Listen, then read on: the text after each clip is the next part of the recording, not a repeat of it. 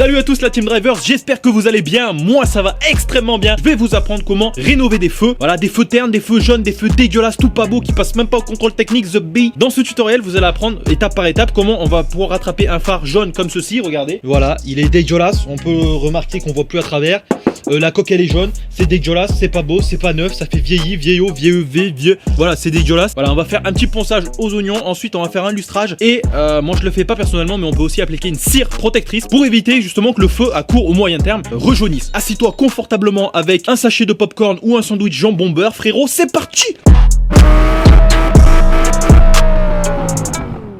Alors, pour effectuer ce travail mon con, tu auras besoin de plusieurs choses. Premièrement, du papier à poncer. Ici, du 400, du 800, du 1500 et enfin en finition, du 2500, voire du 3000 si t'as des couilles. Pour les pauvres, une ponceuse pneumatique n'est pas nécessaire. Il te faudra aussi un nettoyant toute surface ou de l'alcool, ça fera l'affaire. C'est pour nettoyer, voilà, comme son nom l'indique. Il te faudra pour la finition du polish et un pad en microfibre ou un chiffon en microfibre, tout simplement. Ou si vraiment t'as vraiment pas les moyens, du sopalin. Non, je déconne, enculé. Il est con. Pour les pauvres, toujours, une lustreuse n'est pas forcément nécessaire puisqu'on va tout faire à la main. Mais pour les plus courageux d'entre vous, vous pouvez bien sûr utiliser des machines. Ok mon con, c'est parti, on va attaquer avec la première étape. On va utiliser en premier papier du 400. Voilà, le 400 c'est bon, évitez d'aller en dessous parce que en fait, au plus vous allez descendre dans le chiffre, au plus il est possible que vous voyez les rayures, qu'il faut pas prendre un grain trop gros non plus. Ensuite, on va passer sur du 800 et ensuite on fera une finition à l'eau, donc 1500 et ensuite 2500. Si vous n'avez pas le matériel adéquat comme j'ai ici au garage, c'est-à-dire une ponceuse orbitale et des disques, je vais vous montrer une manière un peu plus simple et moins coûteuse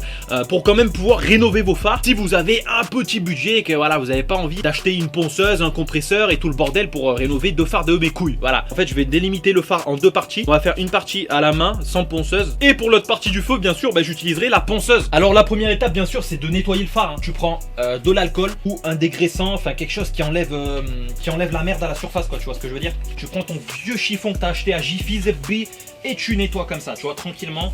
Pas besoin de faire le sourd. Donc cette partie sera faite à la main. Cette partie pareil, mais ce sera fait à la machine, donc ce sera différent.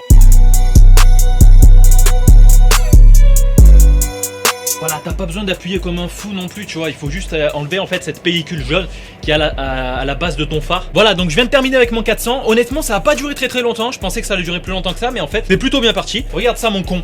Je prends du 800. Alors j'ai juste passé un petit coup de dégraissant juste avant pour enlever la poussière qui restait du 400. Puis là, c'est parti, on attaque avec le 800, mon con.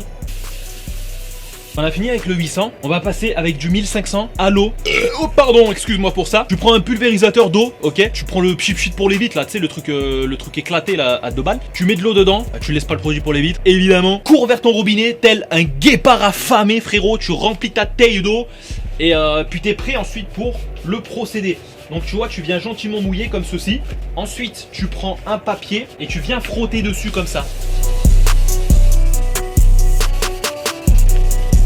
Bien essuyer pour enlever le surplus de merde frérot. Après si t'as 3000 c'est encore mieux hein. Pour ce procédé là, comme on n'utilise aucune machine, pour le lustrage ça sera exactement la même chose. Donc on va devoir faire briller le phare à la main. Donc forcément ça va pas pouvoir remplacer l'efficacité d'une machine.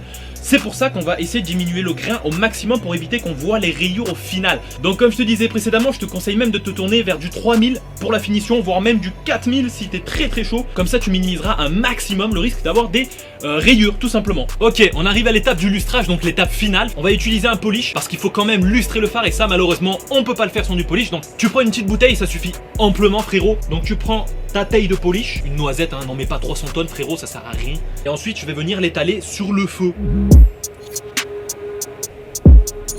Alors je t'avoue, malgré le fait que je suis passé 3 fois sur le phare, j'ai un peu du mal à le faire revenir. C'est tout simplement dû au grain de ponçage que j'ai utilisé avant. Comme là forcément on lustre à la main, c'est plus compliqué de faire revenir le phare que si on utilisait une machine. Parce qu'une machine ça tourne, ça chauffe. Voilà, je vais quand même essayer une dernière fois avec un pad que j'ai trouvé. J'ai rajouté du polish dessus et je vais réessayer de passer une dernière fois en insistant et on verra le résultat final. Il n'y a pas photo quand même, il est beaucoup moins jaune. Il est un peu terne. Comme je l'ai dit précédemment, c'est parce qu'on a utilisé un grain déjà de base assez gros, le 400. Lorsqu'on lustre à la main, c'est peut-être un peu gros. Il faudrait peut-être se diriger vers du 800, peut-être seulement 800. Peut-être que si j'avais fait 800, 1500, 2500, là, ce serait passé. On aurait un peu moins eu cet effet de terne. Mais déjà, le phare est moins jaune, ça c'est cool. Après, c'est clair que quand on fait le comparatif des deux côtés, bah honnêtement il n'y a pas photo hein. Donc ça manque un peu de lustrage, mais le ponçage est bon, franchement le ponçage est bon. Ce que je vous conseillerais juste, c'est de prendre un grain un peu plus fin, voilà, pour commencer, que le 400, du 600 ou du 800, et toujours finir à l'eau, très important pour éviter d'avoir des rayures à la fin. Donc voilà les amis, ça c'était pour le résultat manuel. Je suis assez étonné, on obtient un plutôt bon résultat. Franchement je pense que si votre phare est très terne, très jaune et qu'on voit pas à travers, pour passer un contrôle technique, vous pouvez amplement adopter cette technique. Vous n'avez pas besoin d'acheter non plus une machine de fou. Maintenant on va passer à la technique qui m'intéresse un peu plus, je vous avoue, pour ceux qui sont expérimentés, qui ont lu matos, si tu vois ce que je veux dire. La technique à la machine. Donc voilà, donc on va poncer l'autre côté du phare à la machine et ensuite on va lustrer également à la machine. On verra la finition et on pourra faire un comparatif des deux solutions et voir laquelle est la mieux adaptée. Hop voilà, c'est parti.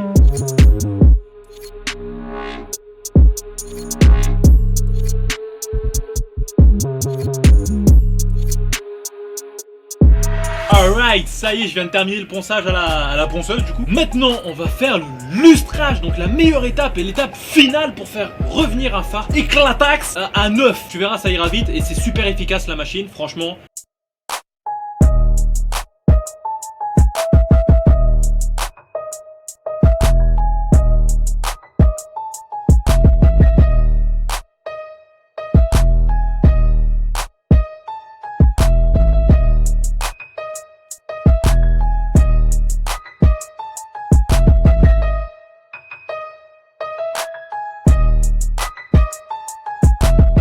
Ok, voilà les amis le résultat après avoir fait deux passages. Donc à gauche, bien entendu, on a la partie faite avec les machines et à droite, on a la partie qu'on a faite manuellement, donc tout simplement à l'aide de nos mains. Voilà, donc vous pouvez voir le comparatif. Donc en résumé, la façon la moins chère, mais aussi également la moins efficace pour rénover un phare serait d'utiliser la technique manuelle. Évidemment, si vous voulez un résultat plus optimal aux petits oignons, vaut mieux utiliser des machines si vous en avez les moyens. Voilà, c'est sûr, c'est beaucoup mieux. En tout cas, vous avez toutes les étapes à suivre dans cette vidéo. Vous avez juste à remettre la vidéo en arrière si vous avez peur de louper une étape ou quoi. Mais voilà, au moins vous avez les deux résultats et les deux comparatifs. Vous pouvez ensuite voir de votre côté qu'est-ce qui est le mieux adapté. Évidemment, si c'est pour un contrôle technique une fois tous les 2 ans, c'est peut-être pas forcément nécessaire d'investir dans de grosses machines coûteuses. Voilà, je voulais vous partager ça. En tout cas, voilà, j'espère que cette vidéo vous aura plu. Si c'est le cas et qu'elle vous a appris des choses, n'hésitez pas à mettre un j'aime, à partager. Ça fait plaisir et ça fait grandir la chaîne. Sur ce, la Team Driver, je vous dis à la prochaine. Portez-vous bien. C'était Dorian. Ciao. Puis j'ai l'autre affaire aussi, parce qu'il y en a 2 de phares à la base sur une voiture.